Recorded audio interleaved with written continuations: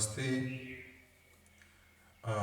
मुद्रा और banking part one कल कंप्लीट कर चुके हैं और लास्ट जो उसमें देख रहे थे हम वो देख रहे थे मुद्रा की पूर्ति। क्या देख रहे थे बेटा? मुद्रा की पूर्ति। और मुद्रा की पूर्ति में हम एक चीज़ देखी थी कि मुद्रा की पूर्ति का मतलब आपको समझा दिया था कि मुद्रा की पूर्ति का मतलब अर्थव्यवस्था में कितनी मुद्रा है। अब वो बात आती है कि मुद्रा कहाँ से आती है। तो सबसे पहली बात होती है कि मुद्रा निर्गमन करने वाला कोई भी देश जो होता है उसमें मुद्रा करेंसी जारी की जाती है। अब वो करेंसी जारी कौन करता है कि भारत में करेंसी जारी कौन करता है कि भारत का केंद्रीय बैंक। किसी भी देश में लगभग देशों की यही स्थिति है कि वहाँ का जो सेंट्रल बैंक है वो वहाँ की जो करेंसी है उसको इशू करता है। अब भारत का केंद्रीय बैंक जो है वो भारत की मुद्रा इशू करेगा। तो आज हम पढ़ेंगे कि भारत का केंद्रीय बैंक जो है वो क्या है। केंद्रीय बैंक के बारे में देखेंगे। तो हमारा केंद्रीय बैंक कौन सा है, याद है किसी को? मैं बता देता हूँ कि हमारा केंद्रीय बैंक जो है जिसको हम कहते हैं आरबीआई। आरबीआई मतलब reserve bank of India. Reserve bank of India ये हमारा केंद्रीय बैंक है। रिजर्व बैंक ऑफ इंडिया कब बना? अगले स्लाइड में हम देखेंगे कि आरबीआई का परिचय क्या है। केंद्रीय बैंक भारतीय रिजर्व बैंक इसका पूरा नाम है। इसमें एक चीज देखो, आपने 2 नंबर पे लिखी हुई है एस्टेब्लिशमेंट। एस्टेब्लिशमेंट इसकी स्थापना हुई 1 अप्रैल 1935 को। कब स्थापना हुई बच्चों? 1 अप्रैल 1935 को। ये बना था आरबीआई एक्ट 1934 के तहत। ब्रिटिश संसद में ये अधिनियम पास हुआ था। आरबीआई एक्ट 1934 ब्रिटिश संसद में, ब्रिटिश पार्लियामेंट में ये एक्ट पास हुआ था और उसके बाद में ये कानून लागू हुआ आपका 1 अप्रैल 1935 से जो है वो ये अस्तित्व में आया हमारा रिजर्व बैंक। और एक चीज़ इसमें और है, इसका जो नेशनलाइजेशन हुआ जिसको कहते हैं हम बेटा जी राष्ट्रीयकरण। क्या कहते हैं? राष्ट्रीयकरण। राष्ट्रीयकरण हुआ इसका 1 जनवरी 1949 को। 1 जनवरी 1949 को इस बैंक का राष्ट्रीयकरण हुआ। इसका हेडक्वार्टर कहाँ पे है? हेडक्वार्टर है बेटा मुंबई में। कहाँ है? हेडक्वार्टर है मुंबई में। पहले स्टार्टिंग में जब राष्ट्रीयकरण हुआ उससे पहले जो है वो इसका हेडक्वार्टर जो था वो कोलकाता में था। कहाँ था? कोलकाता में था। और बाद में इसका हेडक्वार्टर जो बन गया वो कहाँ पे बन गया? मुंबई में। मेरे हिसाब से क्लियर होगी बात। नेक्स्ट चलते हैं। केंद्रीय बैंक का अर्थ। केंद्रीय बैंक का अर्थ जो है वो institution controlling money and credit policy, कि वो संस्था जो मुद्रा को कंट्रोल करती है, रेगुलेट करती है और वहां की जो क्रेडिट पॉलिसी जो है उसको जारी करती है, वो संस्था केंद्रीय बैंक कहलाती है। ये बात मैं पहले बता चुका हूं कि मुद्रा की सप्लाई या मुद्रा की पूर्ति को रेगुलेट करती है और हमारे बैंकिंग सिस्टम जो है, बैंकिंग व्यवस्था जो है उसको रेगुलेट करती है। और फिर एक जो है केंद्रीय बैंक को कहते हैं बैंकों का बैंक। क्या कहते हैं बेटा? बैंकों का बैंक। अगला है lender of last resort. Lender of last resort का मतलब एक तरह से ये कहते हैं कि अंतिम ऋणदाता। अंतिम ऋणदाता। कहीं से लोन नहीं मिले, बैंक कहाँ जाएगा लोन लेने के लिए? सरकार कहाँ जाएगी लोन लेने के लिए? आरबीआई के पास या सेंट्रल बैंक के पास, जो भी सेंट्रल बैंक है आपका, वहां पे जाएगी। तो ये आपका लेंडर ऑफ लास्ट रिजॉर्ट जो है वो आपका केंद्रीय बैंक है। तो ये आपके केंद्रीय बैंक की बात आ गई। आई थिंक क्लियर होगा। अब केंद्रीय बैंक काम क्या क्या करता है बहुत अच्छे से, ज्यादा समय लेते, सॉरी क्या बोल रहा हूँ, ज्यादा समय नहीं लूंगा, थोड़े समय में बहुत अच्छे से क्लियर करवा दूंगा। केंद्रीय बैंक के कार्य जो है वो क्या क्या कार्य हैं। आप पॉइंट्स इनको जो है स्क्रीन चाहे तो स्क्रीनशॉट ले सकते हैं। केंद्रीय बैंक क्या काम करता है? आपसे प्रश्न पूछा जाएगा, आरबीआई क्या काम करता है, कि what are the functions of RBI या what are the functions of central bank. एक ही बात है। क्यों?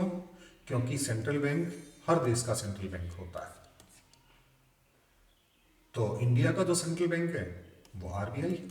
तो बोथ आर सेम कि फंक्शंस ऑफ आरबीआई और फंक्शंस ऑफ सेंट्रल बैंक। पहली बात है मुद्रा निर्गमन का अधिकार, इश्यू ऑफ करेंसी। पहला है कि आपकी मुद्रा जारी करता है। क्या काम करता है? मुद्रा जारी करता है।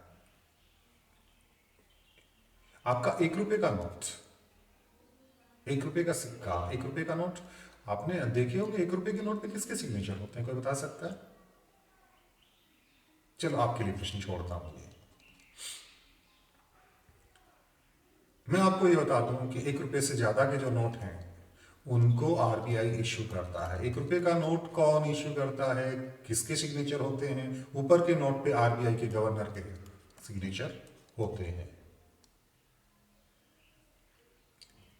इस पे आप कमेंट करके बता सकते हैं कि 1 रुपए का जो नोट है आपने देखा होगा, नहीं देखा होगा तो निकाल के देखिए, पुराना दादी नानी के पास पड़ा होगा आप लोगों के। अभी प्रचलन में है, बंद नहीं हुआ है, प्रचलन में है, आप देखिए। फिर अगला जो है बैंकों का बैंक। ये बैंकों का बैंक, बैंक मतलब बैंकों का बैंक मतलब कौन से बैंकों का? आपके जो व्यावसायिक बैंक हैं, जितने भी कमर्शियल बैंक हैं। कमर्शियल बैंक आपका अकाउंट जहाँ पे है, आपका अकाउंट कहाँ पे है, कौन से बैंक में आपका अकाउंट बताएं? आपका अकाउंट किसी का पीएनबी में होगा, किसी का बैंक ऑफ बड़ौदा में होगा, मेरा एसबीआई में है, और किसी बैंक में होगा, यस बैंक में है, यूको बैंक में है। जिस भी बैंक में है वो सारे के सारे क्या हैं? आपके कमर्शियल बैंक है, व्यावसायिक बैंक है, व्यापारिक बैंक है, वाणिज्यिक बैंक है, जो कहें। तो उनके लिए बैंक का काम कौन करता है? हमारा bank PNB. PNB bank, PNB कहाँ जाएगा भाई? हमें जरूरत है, हम दौड़ के गए, पैसा निकलवाना है, पैसा जमा करवाना है, चेक लेना है, जो भी करना है, चेक जमा करवाना है, हम अपने व्यावसायिक बैंक के पास जाएंगे। व्यावसायिक बैंक कहाँ जाएंगे? इनका बैंक कौन? आरबीआई। अब बात आती है विदेशी मुद्रा प्रबंधन। विदेशी मुद्रा, आपको फॉरेन करेंसी की जरूरत पड़ती है कि नहीं पड़ती? भैया जी आपकी हुई शादी, क्या हुई? शादी। भैया जी तो खुश हो गए कि हमारी शादी होगी, हो नहीं रही है। लेकिन दीदी नहीं पढ़ोगे तो आपकी भी दिक्कत हो जाएगी। आपकी हुई क्या? शादी। क्या हुई? शादी, ठीक है।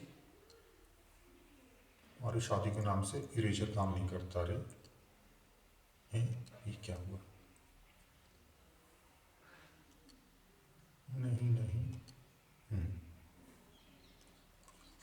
देखो क्या होता है हमारे साथ, क्या होता है हमारे साथ। टाइम लगता है ना।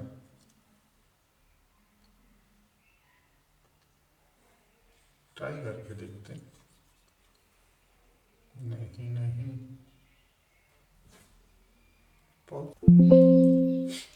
हाँ तो बेटा जी बात कर रहे थे हम विदेशी मुद्रा प्रबंधन की। हाँ उसमें हमने कहा कि दीदी की हुई शादी और शादी के बाद में घूमने जाना है, कहाँ पे?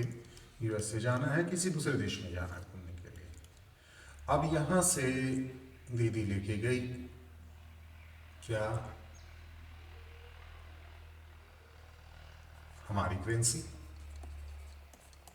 लेकिन आप यूएस में जाके वहाँ पे अपनी करेंसी की बात करेंगे, वहाँ पे रुपए में आपसे ट्रांजैक्शन नहीं होगा, आपको यूएस डॉलर की जरूरत पड़ेगी। यूएस डॉलर कहाँ से लाएंगे? तो हर देश के पास जो है एक मुद्रा प्रबंधन का सिस्टम होता है जिसको फॉरेक्स, फॉरेक्स का मतलब फॉरेन एक्सचेंज। ये फॉरेक्स जो शब्द कहीं आएगा ना तो ये दो शब्द से बना, फॉरेन एंड एक्सचेंज। तो हमारे यहाँ पे भी मुद्रा प्रबंधन का काम कौन करता है? केंद्रीय बैंक करता है। यहाँ पे कोई घूमने आया और वो अपने देश की मुद्रा लेके आया, उसको ज़रूरत है इंडियन रुपीज़ की, तो ये काम करता है। और भी केवल इसी के लिए नहीं कि हम इतना है, आयात निर्यात के लिए हमें विदेशी मुद्रा की आवश्यकता पड़ती है, तो विदेशी मुद्रा का प्रबंधन जो है वो जरूरी है, और वो काम किसका है? आरबीआई का है। अगला काम है क्रेडिट नियंत्रण। क्रेडिट नियंत्रण का मतलब अर्थव्यवस्था में जो ऋण की मात्रा है, लोन की जो मात्रा है, लोन की क्वांटिटी है, उसको कंट्रोल करना जरूरी है। ना बहुत ज़्यादा हो ना बहुत कम हो, जितनी ज़रूरत है उतना हो। तो इसका काम कौन करता है भाई साहब? इसका काम करता है केंद्रीय bank, central bank. Central bank means India के लिए RBI, reserve bank of India. ये आपका केंद्रीय बैंक के कार्य हो गए। अब जो है, कल बात कर रहे थे हम मुद्रा आपूर्ति के नियंत्रण की। इसमें बात आई भी एक जगह कि मुद्रा आपूर्ति का कंट्रोल कैसे किया जाता है, कि किसी देश में अर्थव्यवस्था में जब मुद्रा बहुत ज़्यादा हो गई, इसको कम करनी है, बहुत कम मुद्रा की आपूर्ति है, लोगों के पास पैसा ही नहीं है, मार्केट नहीं चल रहा है, क्या करें? बढ़ानी पड़ेगी, या दुनिया भर का पैसा आ गया तो वहाँ पे मुद्रा की सप्लाई जो है वो घटानी पड़ेगी। तो मुद्रा की आपूर्ति का नियंत्रण के जो टूल्स हैं, there are two tools to control of money supply. पहला, जिसको हम कहते हैं क्वांटिटेटिव इंस्ट्रूमेंट्स या क्वांटिटेटिव टूल्स, या हिंदी में कहते हैं मात्रात्मक उपकरण। क्या कहते हैं? मात्रात्मक उपकरण, जो क्वांटिटी को कंट्रोल करते हैं। और दूसरा है क्वालिटेटिव इंस्ट्रूमेंट्स या गुणात्मक जो है आपके टूल्स या उपकरण। वो किस तरह से करते हैं, ये नेक्स्ट स्लाइड में हम बताएंगे आपको। मात्रात्मक उपकरण जो है, क्वांटिटेटिव टूल्स हैं, वो कैसे काम करते हैं। आरबीआई क्या काम करता है, इस तरह से जो है इन टूल्स की सहायता, ये सारे टूल्स जो है वो क्वांटिटेटिव टूल्स हैं। पहले bank rate. Bank rate, bank rate क्या है बेटा? बैंक रेट वो रेट है जिस पर आरबीआई, जिस पर, याद रखना बेटा जी, परिभाषा आप लिख सकते हैं कि बैंक दर या बैंक रेट वो रेट है जिस पर आरबीआई कमर्शियल बैंक को, व्यावसायिक बैंक को, वाणिज्यिक बैंक को दीर्घकाल के लिए या लॉन्ग टर्म के लिए उधार देता है। याद रखना, क्या है बैंक रेट?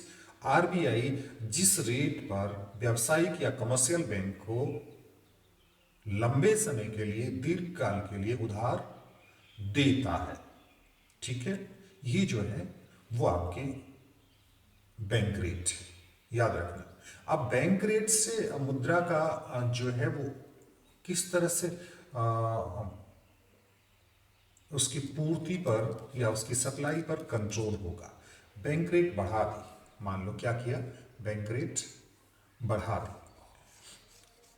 आप सुख कल्पना करके देखिए, आप सोचिए एक बार के लिए, दिमाग में सोचिए कि बैंक रेट बढ़ा दी। अब पहली बात, बैंक रेट क्या है, आप फिर से एक बार दिमाग में रखिए। बैंक रेट है जिस रेट पर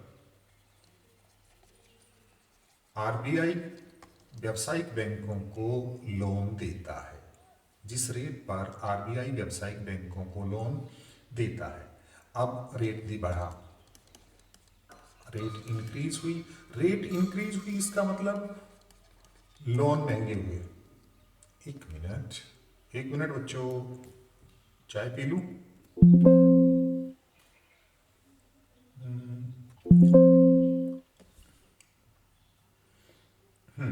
बात कर रहे थे हम बैंक रेट की। तो जिस रेट पर केंद्रीय बैंक उधार देता है, मान लो बढ़ गई, लोन महंगे हो गए। अब लोन महंगे हो गए तो आपके पास, आप अपने से सोच के देख लो, आपको अगर ज्यादा ब्याज में मिलेगा तो आप लेने जाएंगे क्या? नहीं ना, कम लेंगे। तो सीधी सी बात है कि बैंक जो है वो लोन महंगे होने से आरबीआई के पास कम मात्रा में लोन लेंगे, और कम मात्रा में लोन लेने का मतलब उनके पास मुद्रा की सप्लाई, मनी की सप्लाई कम हो जाएगी। मनी की सप्लाई हो जाएगी बेटा जी कम। अब बैंक के पास, ये भाई साहब कौन है? ये भाई साहब हैं बैंक, ठीक है, इनके पास मनी की सप्लाई हो गई कम।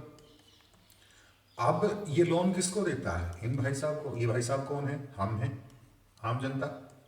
अब इन आम जनता को चाहिए लोन, लेकिन इनके पास ही कम है, तो ये भी यहां पे देंगे कम। इसका मतलब मनी की सप्लाई हो गई कम। समझे? ये जो है बैंक रेट है, ठीक है। अब जो बात आती है खुले बाजार की क्रियाएं, दूसरी बात है खुले बाजार की क्रियाएं।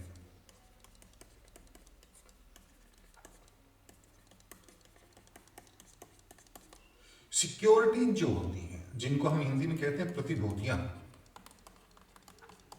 आरबीआई क्या करता है, कई बार अपने पास जो सिक्योरिटीज होती हैं बैंकों की, उनको बैंकों को बेच देता है। समझे आप, कि अपनी सिक्योरिटीज बैंकों को बेच दी आरबीआई ने। सिक्योरिटी किसको बेची, कमर्शियल बैंक को। कमर्शियल बैंक उसके बदले में क्या देता है, कैश या मुद्रा। और मुद्रा दे दी, इसका मतलब बैंक के पास मुद्रा हो गई कम, और बैंक के पास कम हो गई तो इसका मतलब मनी की सप्लाई हो गई कम, मुद्रा की आपूर्ति हो गई कम। इसी प्रकार से अगर आरबीआई ने ये सिक्योरिटी जो है वो कमर्शियल बैंकों से खरीद ली, कमर्शियल बैंकों से खरीद ली, अब कमर्शियल बैंकों से खरीदेगा तो इसके बदले में आरबीआई क्या देगा उनको, मनी देगा, मुद्रा देगा। इसके मतलब बैंकों के पास मुद्रा बढ़ गई, और बैंकों के पास मुद्रा बढ़ी है तो अब वो ज्यादा लोन देंगे, इसका मतलब क्रेडिट बढ़ गया मार्केट में मुद्रा की आपूर्ति ज्यादा हो गई। तीसरी बात है सीआरआर। 1 मिनट के लिए पॉज करता हूं, थोड़ी चाय पी लेंगे यार, बीच में आपको डिस्टर्ब होगा। तो ये खुले बाजार की क्रिया है, प्रतिभूतियां बेचना या प्रतिभूतियां खरीदना, सिक्योरिटीज को, और उनके आधार पे जो है ना मनी की सप्लाई को बढ़ाना या घटाना। अब बात आती है सीआरआर की। सीआरआर क्या है, कैश रिजर्व रेशियो कहते हैं इसको। क्या कहते हैं बेटा जी, कैश रिजर्व रेशियो, हिंदी में कहते हैं नगद कोषानुपात। क्या कहते हैं बेटा जी, नगद कोषानुपात।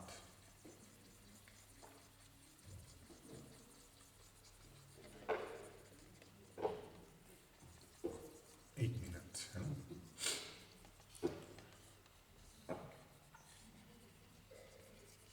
नगद कोषानुपात क्या है, नाम से पता है। कैश रिजर्व रेशियो का मतलब ये होता है कि बैंकों को अपने टोटल कैश का कुछ मात्रा जो है, टोटल कैश की कुछ मात्रा कहां पे रखनी पड़ती है, आरबीआई के पास। यानी सीआरआर का मतलब अपने कैश की कुछ मात्रा, आरबीआई ने नियम बना दिया कि आपको मान लीजिए 10% जो है वो कहां रखना पड़ेगा, आरबीआई के पास।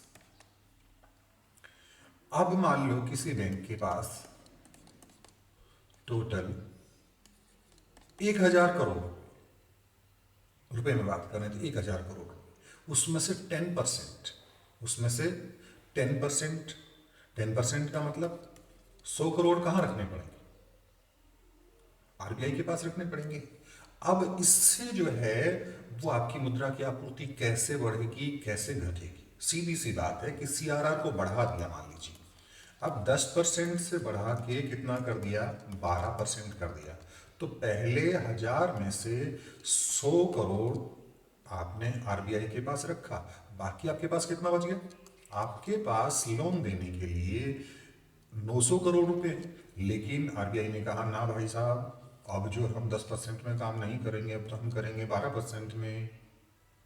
12% का मतलब ये हो गया कि अब 1000 करोड़ का 12% यानी 120 करोड़। अब कितना रखना पड़ेगा, 120 करोड़। इसका मतलब अब जो है इनके पास लोन के लिए अवेलेबल कितना है, 880 करोड़। कितना, 880 करोड़ रुपया। इसका मतलब अब लोन कम दे पाएंगे, और लोन कम दे पाएंगे तो जनता के बीच में करेंसी कम आएगी, मुद्रा की आपूर्ति कम होगी। इसी से अगर आपने सीआरआर को घटा दिया, 10% की बजाय 8% कर दिया, इसका मतलब ये है कि अब जो है ना आपको 100 करोड़ नहीं 80 करोड़ ही रखने पड़ेंगे। तो अब आपके पास 920 करोड़, क्या है, 920 करोड़ का हो गया। इसका मतलब अब आपूर्ति बढ़ेगी। समझ में आई बात, सीआरआर क्लियर हुआ। सीआरआर की बात हो गई। अब बात आती है एसएलआर की। जिसको कहते हैं हिंदी में वैधानिक तरलता अनुपात। क्या कहते हैं बेटा जी? वैधानिक तरलता अनुपात। इंग्लिश में कहते हैं स्टेट्यूटरी लिक्विडिटी रेशियो। इसका मतलब ये होता है कि किसी भी कमर्शियल बैंक को अपनी कुल जमाओं का कुछ पार्ट जो है वो लिक्विड फॉर्म में रखना पड़ता है। लिक्विड फॉर्म का मतलब तरलता के रूप में। अब लिक्विड फॉर्म क्या होती है? कैश की लिक्विड फॉर्म क्या होती है? लिक्विड फॉर्म का मतलब ये होता है कि वो चीज जो फटाफट एनकेस कर सके, कैश में बदल देंगे। मान लो बैंक के पास बैंक कुछ जो है ना गोल्ड के रूप में रखा है, अब जरूरत पड़ी तो गोल्ड को बेच दिया और कैश आ गया। वहां पे आपको कैश के रूप में रखा है तो वो तो ऑलरेडी तरल है, कैश तो ऑलरेडी लिक्विड है ही, तो वो लिक्विडिटी। या आपकी जो है सिक्योरिटीज, जिनको हम प्रतिभूतियां कहते हैं, क्या कहते हैं? प्रतिभूतियां, वो जो है वो भी एक तरह से लिक्विडिटी में आती है। तो यानी वो पार्ट जो कमर्शियल बैंक को लिक्विड फॉर्म में या तरलता के रूप में रखा जाता है उसको कहते हैं एसएलआर। और ये आरबीआई डिसाइड करता है। कौन डिसाइड करता है बेटा जी? आरबीआई डिसाइड करता है। आरबीआई डिसाइड करता है कि कितना लिक्विड फॉर्म में आप रखेंगे।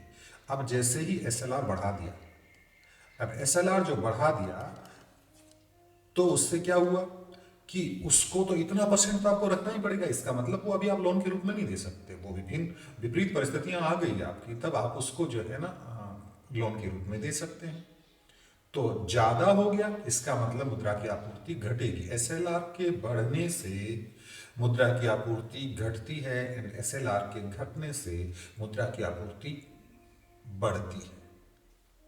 ठीक है, तो ये बात आ गई।